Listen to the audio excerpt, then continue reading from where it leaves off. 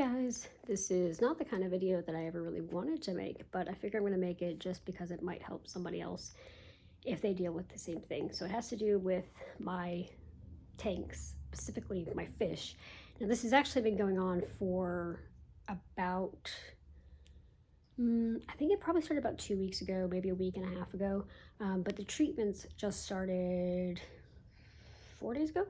So let me show you before you get confused about what I'm talking about. So if you notice, I have a third tank set up right now. On a happier note, my shrimp, the 3 remaining shrimp, have been doing really well. There's a peek at one of them just sifting through the sand. This is like one of their favorite things to do for some reason. There's another one behind him. The third one kind of always hides, so it's hit or miss on whether I see it at any point besides feeding time. But yeah. Now, onto the not so great things. So if you see, I have this third tank set up actually, and I just have the black construction paper to kind of keep it darker in there. I actually have Moon in here right now.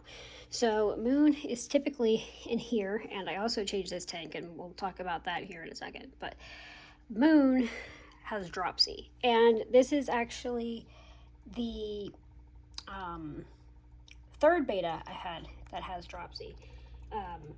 She's just kind of chilling.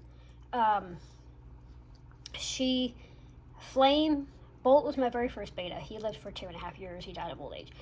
Flame I had for 8 months, and then he got Dropsy and died.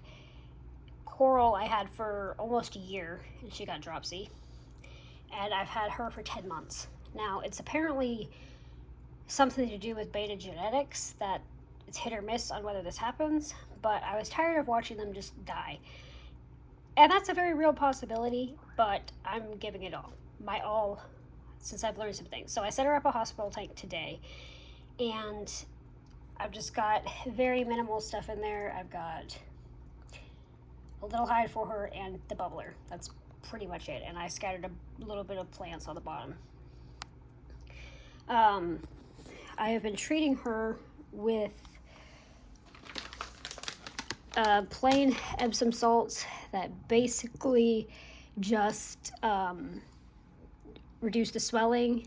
I'm going to put up a picture here. It's not like graphic or anything, but it'll show you what I mean when I talk about pine coning, if you don't know. So the swelling can cause pine coning, which I'm trying to reduce, so that's here.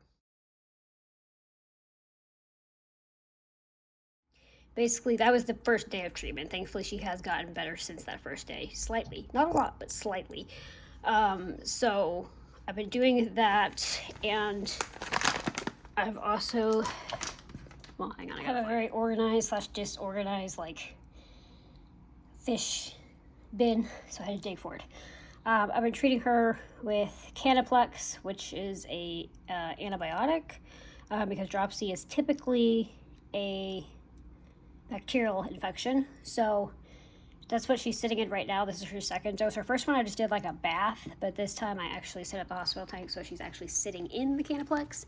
This air line is gonna come out, but so she's just basically just kind of been sitting there, not doing a whole lot. She's also probably traumatized from the move, but I have to keep this lid down because it holds the air pump in place. The air pump itself, I had to put a couple of knots in the cord because it was way too strong. So now we'll get to the tank, because remember what I said, bacterial infection. Something bacterial was going on in the tank, obviously. Now, usually it only happens when a fish is already under some stress for some kind. I don't know why she was stressed. It literally happened overnight, but yeah, I can't answer that one. So I spent 2 hours cleaning this thing today. Now, there is a chance that what I did has a chance to completely break my cycle, which would suck because I spent 2 years building this cycle, but I had to be done. So I took out 3/4 of the gravel. What I put back in, I rinsed just in like tank water. So I have gravel back here and here. I put sand down the middle to take out some of the gravel in case the gravel was causing some of the bacterial, which is also why I could break my cycle, because I took out a lot of media that beneficial bacteria could have been on. But I rinsed the plants, put them back in, rinsed the log, put it back in. All the plants went back in, cleaned all the algae off the glass, and did a 100% water change on this tank. So if there was anything bacterial going on in this tank, it should theoretically not be there anymore. But I can't put her in this tank while I'm dosing the Canaplex, because the Canaplex will kill the plants. So she has to be in this other tank. So the plan is, if hopefully she keeps improving, like I said, she's improving slightly, and my shrimp have been very curious about all this, by the way. They're just nosy little things. That she's supposed to have 3 doses worth of Canaplex. So she's had 1, this is her 2nd. She'll have another 1 in 2 days, and we'll kind of reassess. She's getting Epsom salt baths. It was every day. I'm going to do every 2 days now, because I'm going to try to keep the moving to a minimum.